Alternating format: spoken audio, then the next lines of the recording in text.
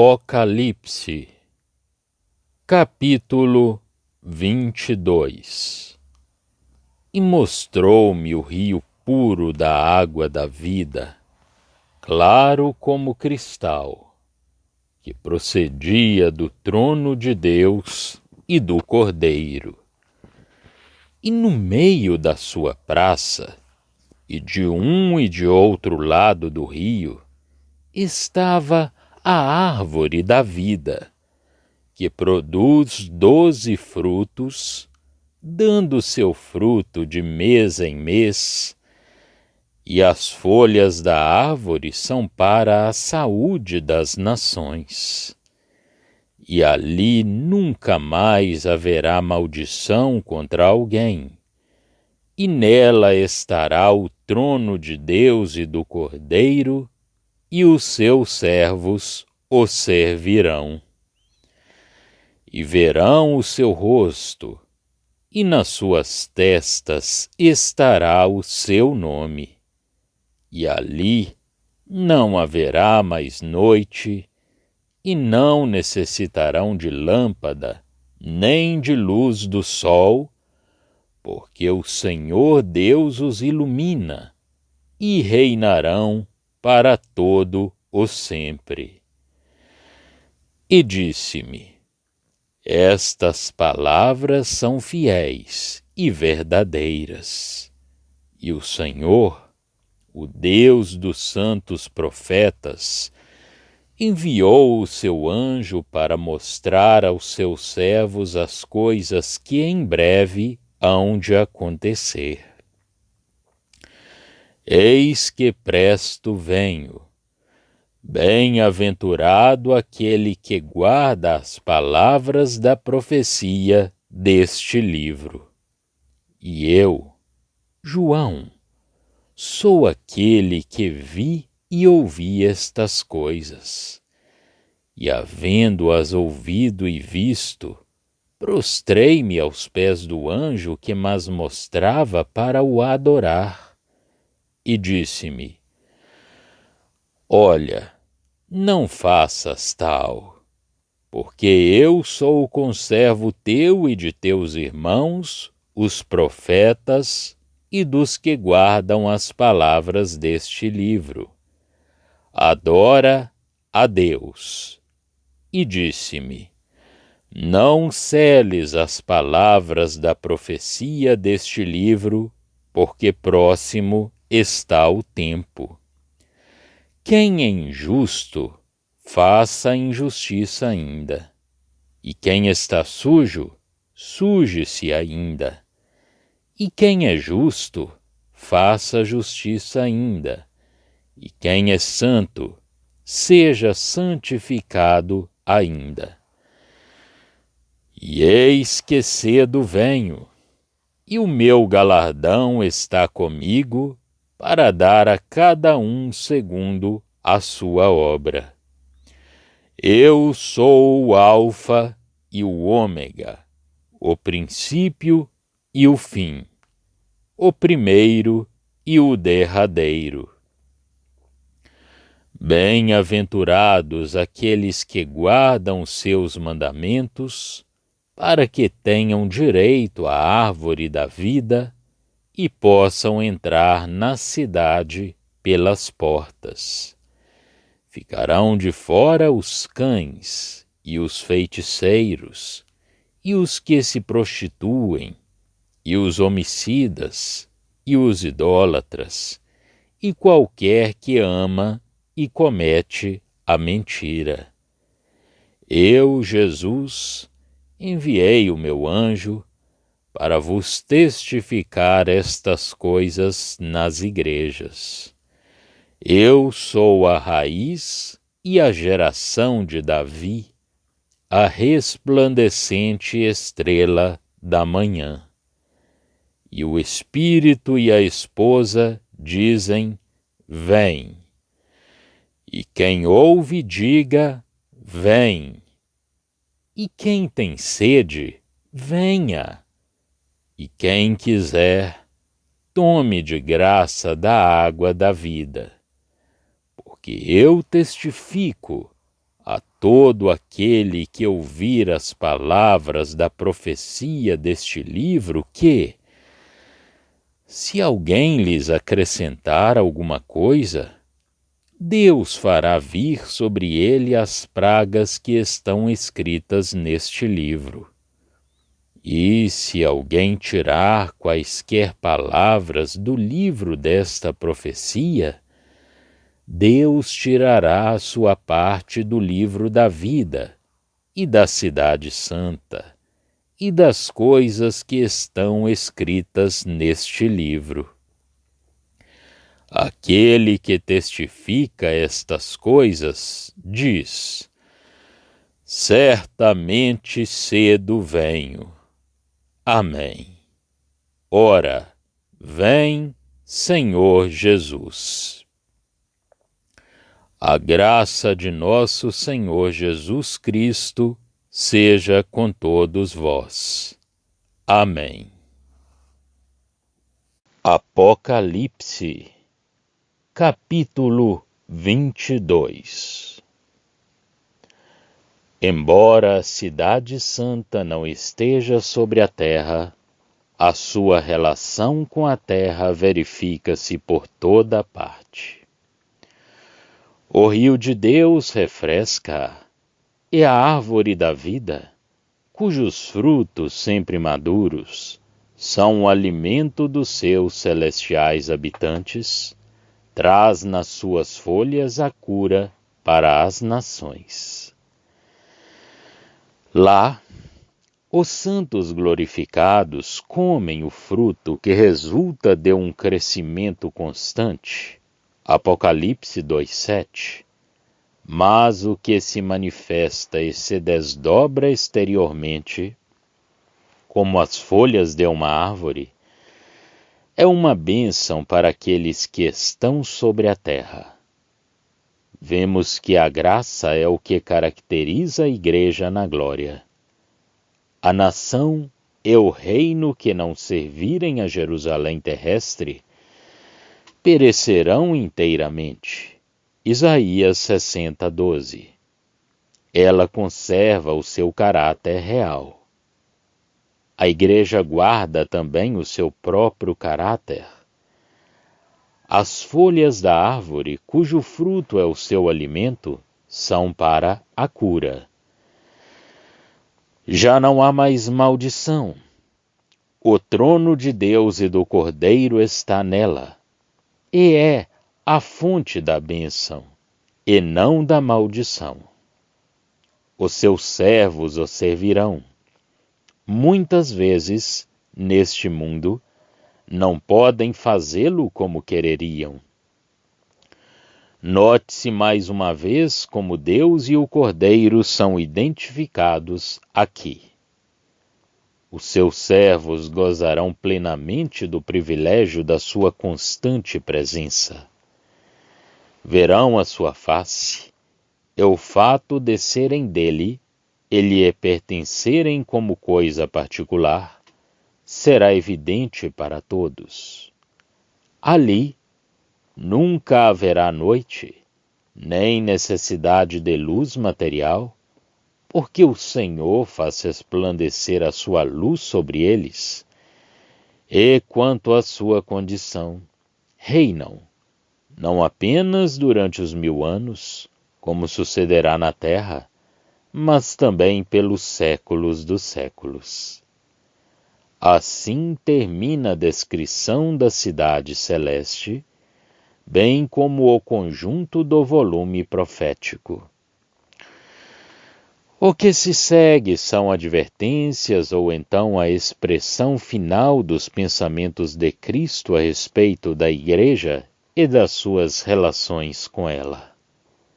O anjo declara a verdade destas coisas e diz que o Senhor Deus dos profetas, não como o Deus e Pai de nosso Senhor Jesus Cristo, nem como ensinando diretamente à Igreja, como habitando nela pelo Espírito Santo, mas o Senhor Deus dos profetas enviou o seu anjo para mostrar estas coisas aos seus servos. Eis, diz Cristo, falando como nos antigos tempos, pelo Espírito profético, elevando-se até o seu próprio testemunho pessoal, eis que venho sem demora. Bem-aventurado aquele que guarda as palavras da profecia deste livro. A igreja é considerada não como o assunto da profecia, mas como as coisas que são. O tempo, para ela, não conta, e em particular o tempo futuro. Os que guardam a profecia são aqueles a quem o livro diz respeito e são advertidos de que Cristo virá em breve. Ninguém duvida de que nós não possamos tirar proveito da profecia, mas não estamos nas cenas de que ela nos fala. João, sob a impressão que causa a dignidade do mensageiro que lhe mostrou aquelas coisas, prostra-se a seus pés e quer adorá-lo. Mas os santos da igreja, ainda que profetas como os de outrora, não devem voltar à incerteza dos tempos antigos. O anjo era um simples anjo, um conservo, um companheiro de serviço de João e dos seus irmãos. João devia adorar a Deus. As palavras da profecia não deviam ser seladas, como as que Daniel ouviu, capítulo 12. O tempo estava próximo. Quando a profecia tiver fechado seu testemunho, os homens ficarão no estado em que se encontrarem, seja para o juízo, seja para a bênção. E Cristo vem sem demora para retribuir a cada um segundo as suas obras. O versículo 7 era uma advertência feita àqueles que se encontram nas circunstâncias a que é feita alusão, para guardarem as palavras do livro dado sob a forma de bênção. Mas o capítulo 12 é o anúncio da vinda de Cristo para o juízo geral dos vivos. Finalmente, Cristo, tendo tomado pessoalmente a palavra, no versículo 12, anuncia-se como sendo o Alfa e o Ômega, o princípio e o fim, Deus antes e depois de tudo, enchendo toda a duração. O verdadeiro texto do versículo 14, segundo as melhores autoridades, é: bem-aventurados aqueles que lavam as suas vestiduras, para que tenham direito à árvore da vida e entrem na cidade pelas portas.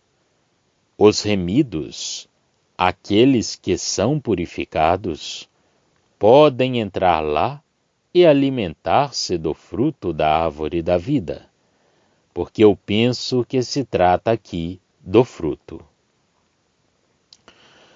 Fora ficam os impuros e os violentos, e aqueles que amam a mentira de Satanás e a idolatria, o pecado contra a pureza, contra o seu próximo e contra Deus, os que seguem a Satanás. Isto termina o resumo. O Senhor Jesus revela-se agora a si mesmo na sua própria pessoa, falando a João e aos santos.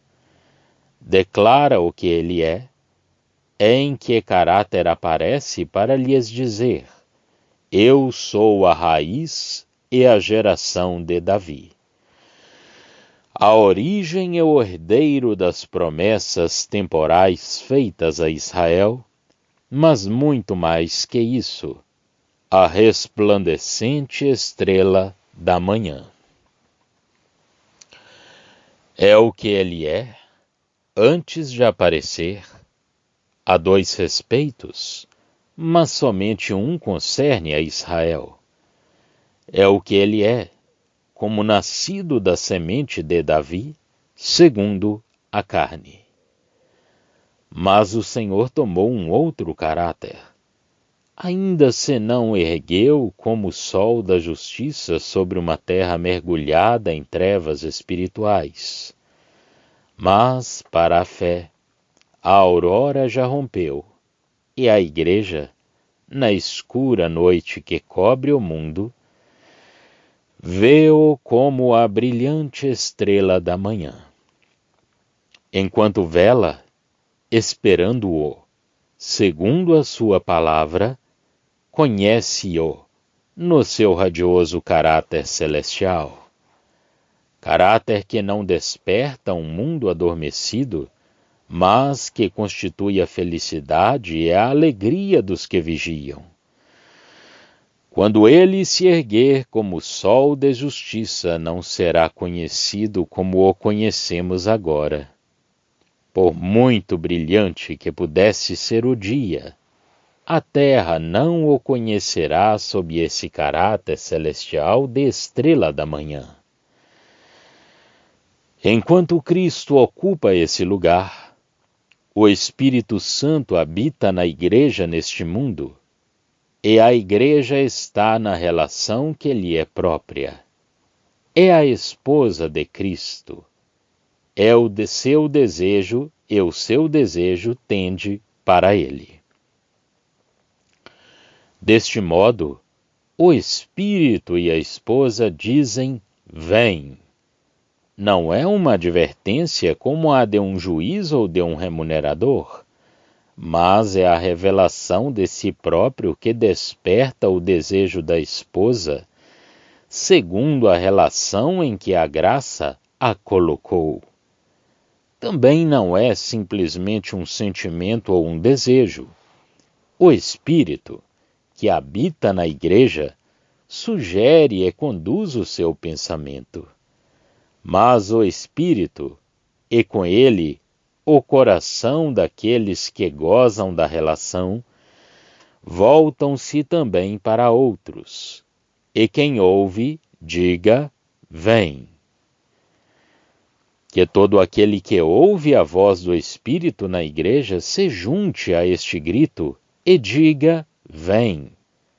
É uma esperança comum, deve ser o nosso desejo comum, e o sentimento do que vai acontecer sobre a terra, e o da ruína das coisas que são, deve somente, embora seja na realidade um motivo de ordem inferior, fazer sair este grito do coração de todos. Mas, enquanto está neste mundo, o santo tem também um outro lugar. Não só os seus desejos se elevam para Deus e para o esposo celeste, mas também reflete o caráter de Deus, que ele conhece, como tendo a sua natureza e o seu espírito manifestados no amor de Cristo, e como estando na posse da água da vida, embora não tendo ainda o esposo. Volta-se para aqueles que o rodeiam e convida-os: quem tem sede, venha. Depois proclama ao mundo a mensagem: quem quiser, tome de graça da água da vida. Assim, toda a posição do santo, que tem a consciência do lugar da igreja, é desenvolvida neste versículo, desde o seu desejo da vinda de Cristo até a chamada que ele dirige a todo aquele que quiser vir.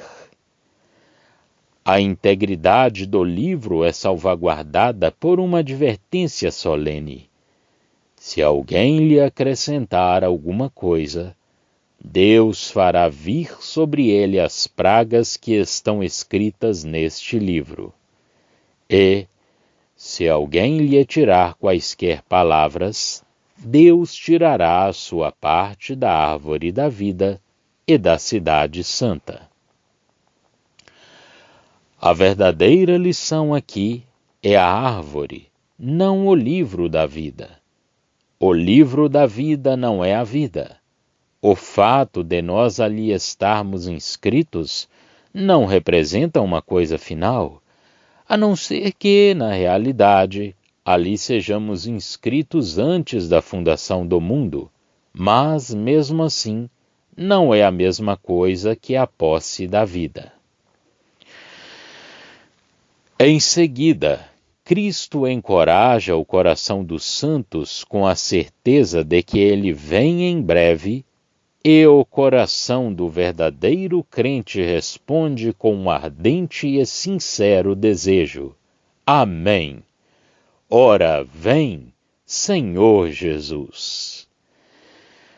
Depois o livro fecha-se pela saudação da graça, deixando no coração a promessa e o desejo como últimas palavras de Jesus. O leitor notará que, no início, como no fim do livro, antes e depois dos desenvolvimentos proféticos, temos a expressão plena de beleza da posição consciente dos santos. A primeira vez, na abertura do livro, encontra-se a bênção individual e consciente, em virtude da obra de Cristo. A segunda vez, é toda a posição da Igreja, distinguindo assim claramente os santos que estão sob o Evangelho, daqueles cujas circunstâncias lhes são profeticamente dadas a conhecer neste livro. Aquele que nos ama, em seu sangue nos lavou dos nossos pecados e nos fez reis e sacerdotes para seu Deus e Pai, lemos nós no início. Logo que Cristo é nomeado, e é-o, nos dois casos, o seu nome desperta nos corações dos santos a consciência do seu amor e a relação deles com Cristo. Já estão lavados dos seus pecados no seu sangue e feitos um reino, de sacerdotes para Deus, seu Pai.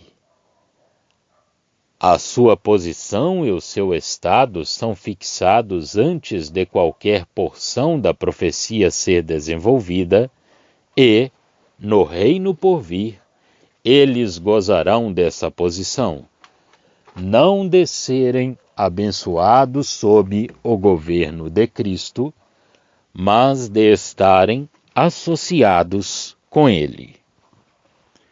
Aqui, neste livro, eles têm simplesmente o seu lugar no reino e o sacerdócio.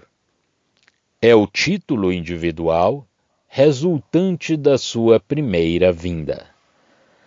São amados, lavados no seu sangue e associados com ele no reino. No fim do livro, Cristo é revelado como sendo a estrela da manhã, lugar que não pertence de modo nenhum à profecia. É aquele em que a Igreja, que esperou o seu regresso, é associada com ele para ela própria e para o reino, comparar a promessa feita aos vencedores em Tiatira. Isto põe o amor em atividade. Não é como antes, simplesmente o fato de sermos amados e do que este amor nos fez vir a ser. Mas aqui, o amor é atraído e dirigido em primeiro lugar para Cristo, na relação já conhecida e em que a Igreja se encontra com Ele. Depois, para os santos que ouvem, em seguida, para aqueles que têm sede, e enfim, para o mundo inteiro. O desejo da Igreja, como esposa, com a qual está o Espírito é dirigido para a segunda vinda de Cristo, para si mesma, para a posse da estrela da manhã.